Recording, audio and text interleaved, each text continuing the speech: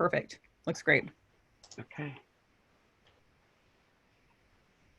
Okay, well, I'm going to go ahead and push this live to YouTube, and we can, but give us 2 more minutes, everyone who's joining, and we'll begin then.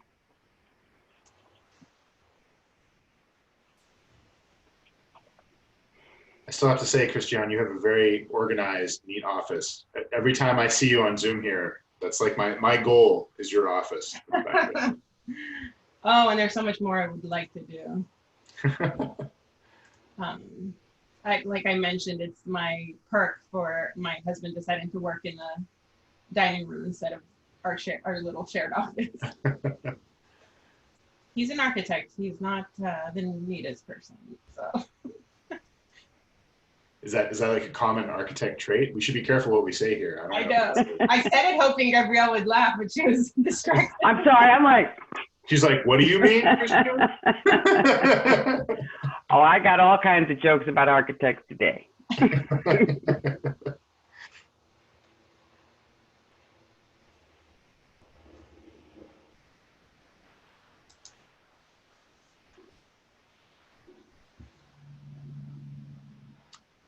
Actually, I'll turn off. Right. Well, good afternoon, everyone, and thank you for joining us at the second day of our 19th annual Municipal Green Building Conference and Expo, and our first ever Community Green.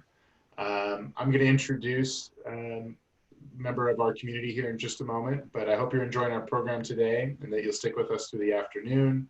After our keynote now, we'll highlight a few of our afternoon sessions that are coming up to give you a preview of what's to come. And with that, I'd like to introduce Christiane Scholbegen, Director of Marketing and Business Development for Sustento Group.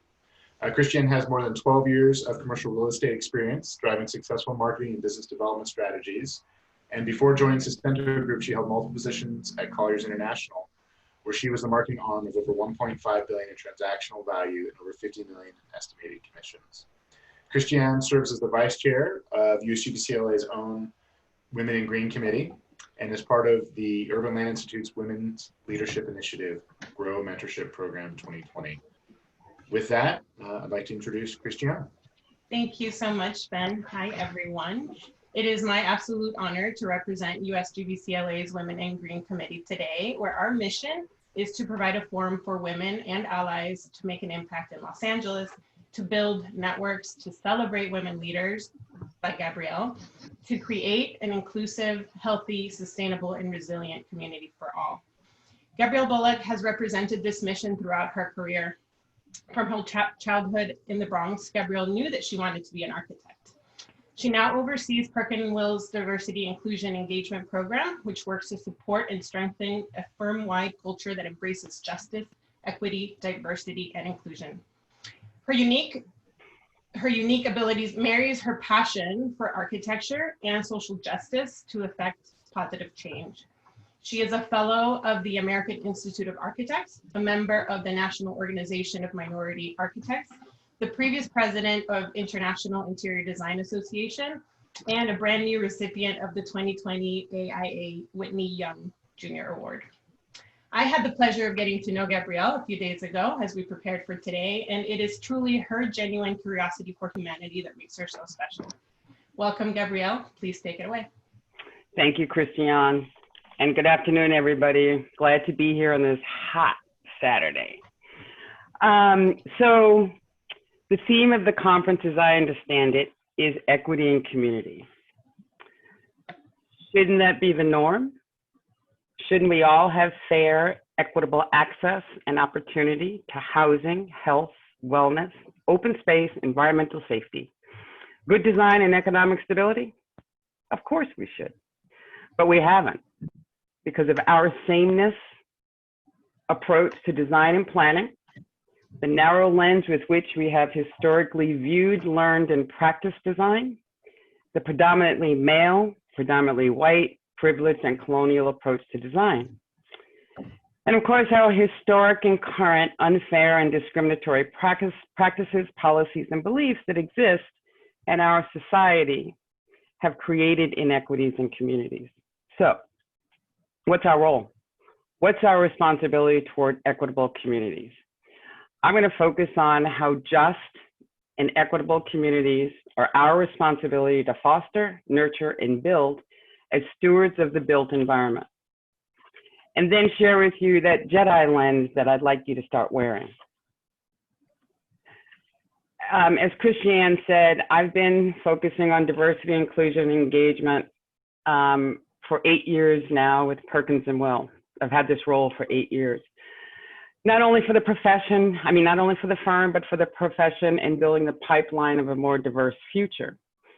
And our belief, oops, did not do this. There we go. Sorry, y'all. So this is our mission statement around diversity, inclusion, and engagement. And we've had a lot of success over the last 8 years, making progress, focusing on diversity and inclusion. But the second sentence, reflecting the communities we serve, has been a polite way of saying we must achieve more racial diversity. Well, that's been the most difficult issue to tackle and explain, particularly to those who say, we can't find them.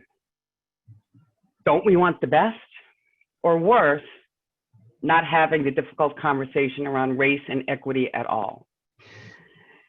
D&I, diversity and inclusion, are not enough. Race and equity has been the elephant in the room.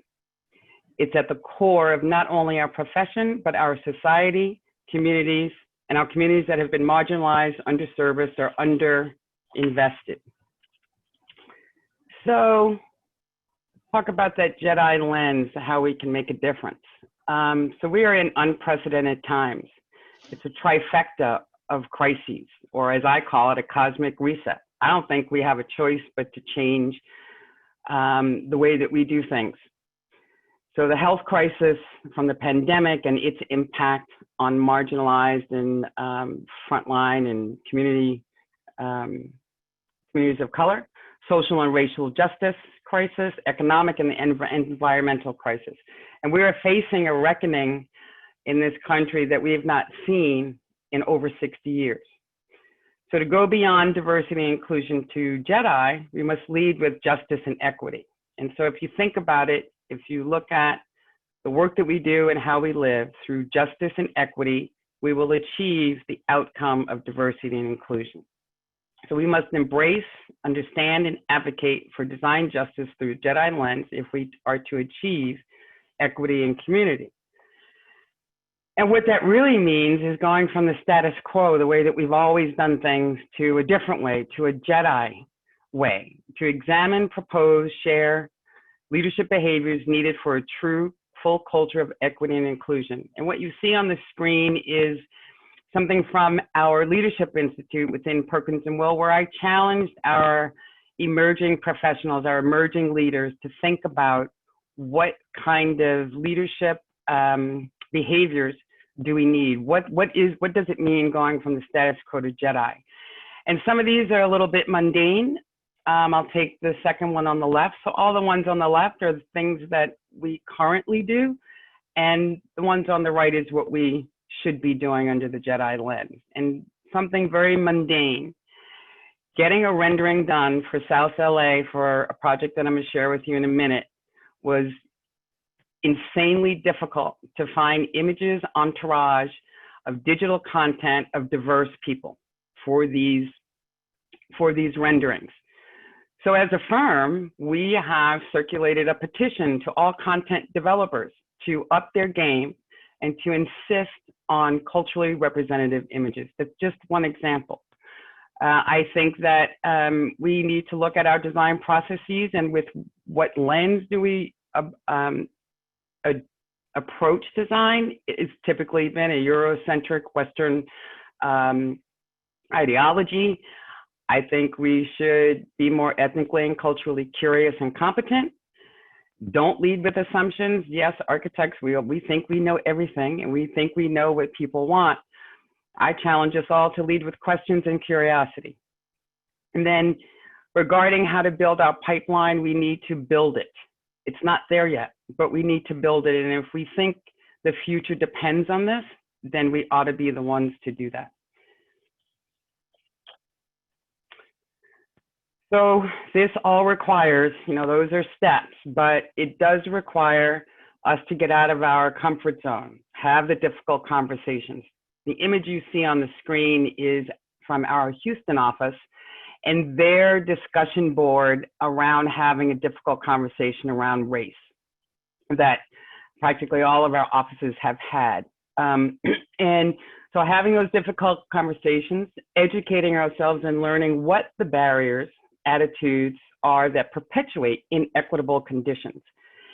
And most importantly, adopt an empathetic, not sympathetic, attitude about what communities face and what they want. And recognize our roles as stewards in dismantling these barriers. I think it's now or never. Equity in communities is very important, as we've seen over the last 6 months from the pandemic through the racial injustices. And that's what's different. We can't unsee what we've seen. We can't unsee George Floyd's murder, Breonna Taylor's murder, and other Black lives murdered. We can't unsee the impact of the COVID-19 pandemic on our communities. The public outcry and protest against racial and social injustice have largely come from young and a diverse population, which gives me tremendous hope about our future. This is also the difference between today and 60 years ago in the civil rights movement. Of course, there's the environmental crisis that I think we need, and I'm sure you all have been talking about that this last 24 hours at your conference. All of these, some consider a movement. Well, the very word move means action. So let's not let this just be a movement. Let's make it actionable for a better future. And for this, I'll just say any broken segment of society is a broken society for all. And a sustainable and equitable society is a resilient one. So in a nutshell, I think, what we really need to do in order to create more and support more equitable communities is come at it from creating a collective understanding of cultural competency. Triangle on the left shows you all the different pieces: equity and social justice, environmental protection, economic development, but in the middle is sustainability. And then the things on the areas on the sides of the triangles are usually things that we don't think is in our purview. I think that all of these areas, environmental protection, economic development, equity, and social justice, all impact the very notion of sustainability and resilience. And in each of these societal realms, we have the opportunity to challenge that status quo, influence our clients, teams, and communities to change the course. We often think economic development or real estate zoning policies and covenants are outside of our responsibility or purview, and those are the very things that have perpetuated inequitable communities. I say challenge them all if they present barriers to equity. It is within our responsibility to do no harm. I would also say around equity, representation does matter, but if we can't represent the culture and the communities that we're dealing with, then we must research, learn, and become culturally competent. We must be willing to say, I don't know what I don't know, but I'm willing to listen.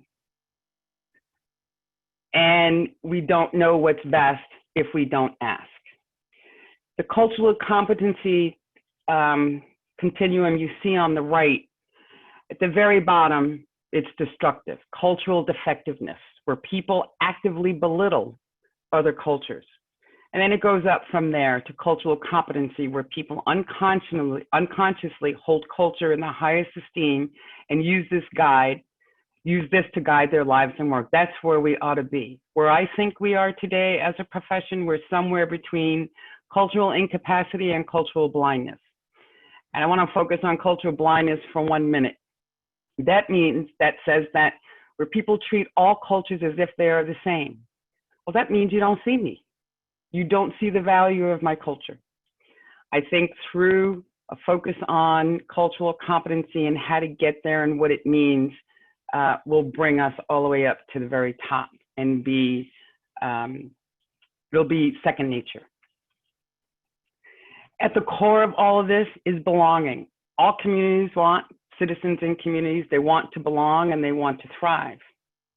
And so engaging the community in our designs is very important. We design for them, with them. I'm going to share an example of how we incorporated these concepts in this project. And this is Destination Crenshaw in South Los Angeles on Crenshaw Boulevard. It is an outdoor art and cultural experience of 1.3 miles on Crenshaw, both sides of the street, series of pocket parks, art installations, etc. And there were no preconceived notions for this project. I will say that representation did matter in this case. The client specifically wanted a team, contractors, and architects that represented the community, that understood the culture. It was a sense of trust and shorthand connection that they were looking for. And because it's a privately funded project, they could do that. And it's not just representation. Clearly, we have the expertise and the design capability to do this, but that was very important for this particular client. The thing that we did consistently was community engagement. The community was a partner, a design partner, with the entire project. And we listened to their stories. We heard what they saw for their community. We didn't tell them. And that's inclusion. The flip side of that, or the opposite of that, is exclusion. When we just we do stakeholder intake. That doesn't necessarily mean that we're listening or responding. For these 4 communities of color, particularly in South LA, don't assume a community is downtrodden and you are the savior, particularly communities of color. They don't want a savior, they want a partner. The outcomes of this project, I suspect, will be, it will avoid cultural erasure. It will highlight the strengths of the community, not a recreation of the community. It will foster economic growth and be a true destination and a source of pride and ownership for this community. So here's where the call to action comes. We have to walk the walk. You know, examine your processes, your systems that you have in place, put everything on the table, and ask the reason why. Have those conversations, and if you need them facilitated, have them facilitated. And be willing to ask yourself, why do you do what you do? Deconstruct and reverse engineer your practices, policies, and approach. And look at your planning process, planning and design. Lead with cultural competency, challenge the status quo, and take that Jedi stance. And then finally, probably the most difficult thing to do is challenge your clients. Know when to say no. And I know it's hard to say no to a client, almost impossible. But I'll give you an example. We were recently looking at partnering with a developer in a community of color. And we realized that that developer had a track record of gentrification, of being a gentrifier. And that was too much of a risk. It would be too detrimental to the community. So we declined. That's the kind of stance that, and look at our clients that we all must do if we're gonna move the needle. So ultimately, this effort is about creating a new baseline in both our communities and our profession in terms of prioritizing issues of equity within the sustainable design effort. So we all must amplify our advocacy and action. Actively advocate for a more just and equitable society through your lane as stewards of the built environment. And in John Lewis's words, find a way to get in the way. Thank you. I do want to add one thing. I've started a podcast with my good friend and colleague, Karen Compton, and it's called Breaking the Silence of Design. And it's meant to have those difficult conversations. So check it out if you will, just minor plug. Thank you very much. Glad to answer any questions. Thank you for your time today with us. And for anyone, if you have any questions, please feel free to put those in the chat box on the right-hand side of the screen, and we can relay those for you. And maybe while we're waiting, Gabrielle, just to localize things a little bit, I would ask a question to maybe kick things off, and just in terms of what do you think you'd like to see on a more local level here in LA? You know, are there actionable organizations that you think we should get involved in? Describe maybe what you see here in our region. Well, I think NOMA is a wonderful organization to get involved with. They are at the front, they're on the front lines of building the future pipeline through their summer camp, their pipeline camp. Also a resource for everybody. I think that what I really like to see is everybody have the conversation. And I know the conversation is happening sporadically, hopefully more than I'm aware, but we really need to get comfortable being uncomfortable and having the conversation and what's at stake. I think challenging our officials, getting deep into what the city policies are, and in our own lane, how can we fix that? The AIA, this organization, I think there's a lot that everybody can do to arm themselves with some information about where are the barriers. I mean, it's easy to say there's systemic racism and there are barriers, but what are they specifically? Well, I don't know all of them, but I do know some. I think we all should. And then finally, everybody should vote.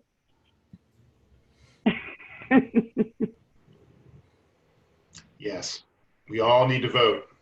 It's very important. Nothing's going to impact us as much as voting for the next 4 years in the months to come. So hi, Kate. Hi, Kate Diamond. I see you. Hey, Gabrielle, I wanted to share that your good friend Cheryl Durst gave a very empowering keynote yesterday, and she sends really warm regards. We were checking off how many people we knew in common, and you were right at the top of that list. Jack Travis right behind you. Yeah. It was great. I really appreciate your participation here. I also think that the session that we just held with Trade Tech and how they're improving the pipeline, we need, you know, there is such a challenge of falling into tokenism. And what we don't want to have, you and I have both been lonely in various positions where you're the only Black woman architect for miles around, and suddenly everyone is asking you to represent all of the Black woman's point of view, or I'm the only woman around, and I know that. So how do we make sure in our offices and studios that we're not just bringing someone in and maybe setting them up for frustration and kind of, it's not enough to have a whole bunch of wonderful, fabulous junior people in the process. We need people in leadership positions and other places like that. Right. So well, I think we need to, you know, you're right, because we could be on the verge of tokenism, which would be a disaster. So that's why I say we have to look at all of our practices. If you are hiring Black and brown people that you have never had in your office before, you just can't hire them and let them, you know, you have to explore what they need, what they want, guide them through a process that they may not be used to. Many of them first generation college graduates, right? And embrace what they bring to the table, their lived experiences, their cultural perspective. That's the value of having a diverse workforce and team. it's not that we have to have one of these and two of these or three of these. If you have none, then what does that say about the perspective that you're putting onto your projects and your teams and your designs, right? There was a question here that I would like to answer, and that's, what are your tips to help to get buy-in on D&I initiatives and workshops from firm leadership? Well, one, it has to come from the top. If there is not firm leadership, it will not go anywhere. So I would suggest that one tip is to prepare and communicate the urgency of it all. And that means someone has to do some research for that organization and lay it out there. This is a business imperative. It's a cultural imperative. This, you know, there's plenty of research that says the more diverse you are, the more successful, more profitable, blah, blah, blah, blah, blah. That it should not be the why, it should be the how. So if that helps, I would, you know, do that. When I proposed this focus for the firm, I did a one-page white paper around the imperatives. And for me personally, how I knew I had a perspective of a Black female architect that I could impart on it, and I could see how the lack of cultural diversity, racial diversity, cultural competency impacted projects we did overseas. How we might have been applying that sameness lens, right? So short answer is, put your neck out there, take a risk, and write something up and present it to your people.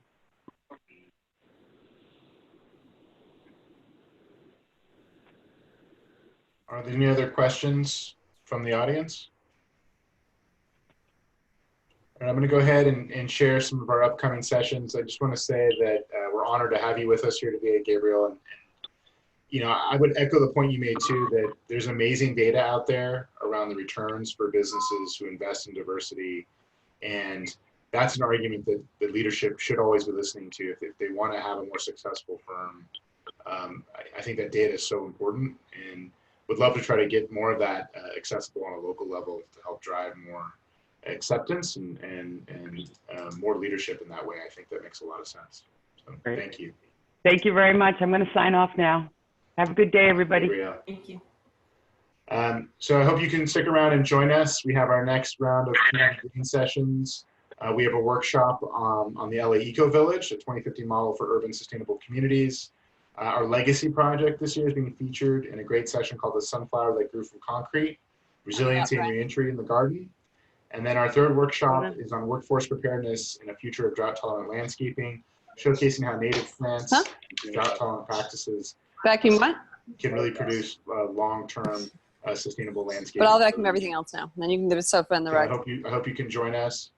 And then just want to highlight also later this afternoon, we have virtual tours of the Passive House, LADWP's Lacrette's Innovation Campus, Virtual tour of the Passive. and SCE's Irwindale Energy Education Center. Someone's excited about the virtual tours, which I appreciate. Thank you for taking the time with us today, and we will see you soon. Thanks, Ben.